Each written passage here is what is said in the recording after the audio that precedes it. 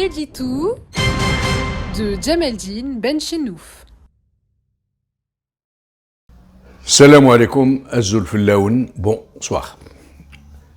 Nul besoin d'être initié en géopolitique pour comprendre que l'Algérie dispose de tous les moyens et de tous les atouts objectifs pour pouvoir assumer un rôle international de grande envergure, autant en Méditerranée qu'en Afrique, que dans le monde arabe, que dans le monde musulman, que dans les relations entre le Nord et le Sud, que dans le Sud global, que dans l'émergence du nouveau monde qui se profile à un horizon très proche.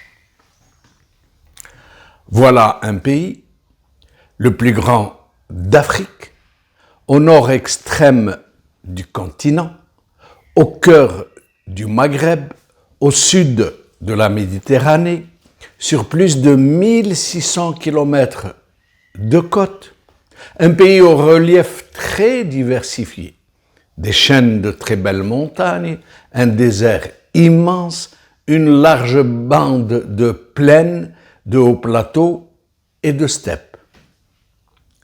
Un pays dont le Sahara est le plus grand désert du monde.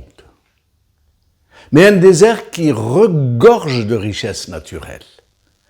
En plus de son potentiel touristique parmi les plus privilégiés du monde.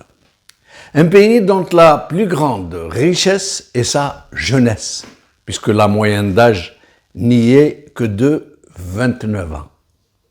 Un pays très riche de son histoire, qui a connu de très douloureuses vicissitudes, dont le peuple, très diversifié, s'est formé dans la résistance et la lutte pour la dignité, pour la liberté, où les occupants successifs ont laissé leurs traces, autant de sédiments culturels et de brassages humains. Un pays qui a connu une résistance épique, une très belle révolution contre l'un des colonialismes les plus durs de la période contemporaine.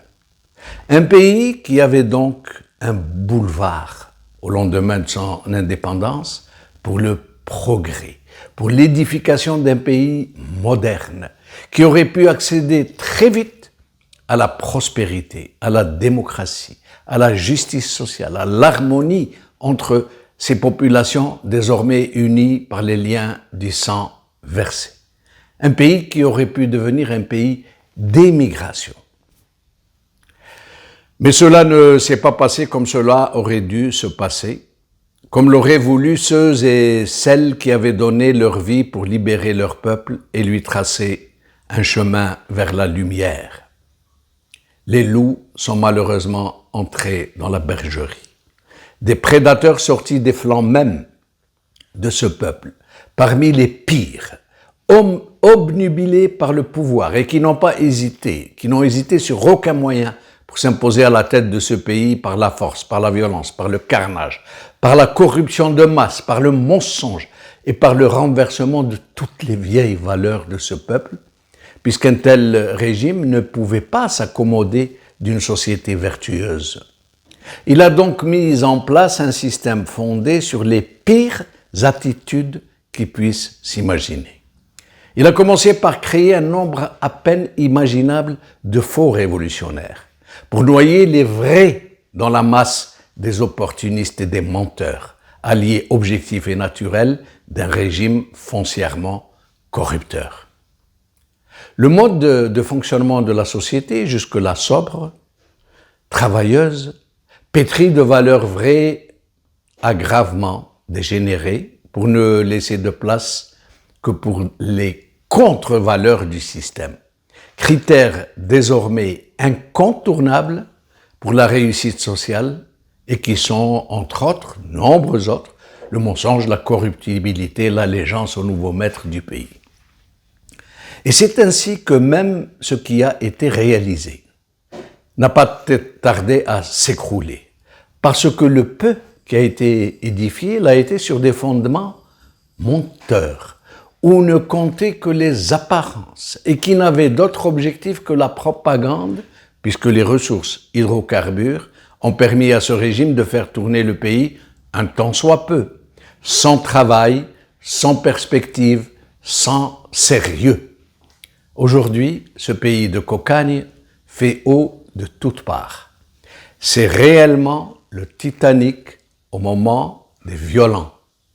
Au moment des violents, parce que malgré le sinistre, le discours politique n'en finit pas d'affirmer le contraire de ce qui est. D'une Algérie nouvelle, où se réalisent les plus grands exploits du monde, que le monde entier admire, que le monde entier craint et que des ennemis puissants ne cherchent qu'à détruire, parce qu'ils ne peuvent accepter cet exemple admirable qu'elle représente pour tous les damnés de la terre et pour la très dangereuse menace qu'elle représente pour les puissances du monde. C'est là le discours du régime. C'est ce qu'il affirme avec une rare obstination. Nous reviendrons dans un prochain édito sur le poids stratégique de l'Algérie dans sa région et dans le monde. Qawla khair.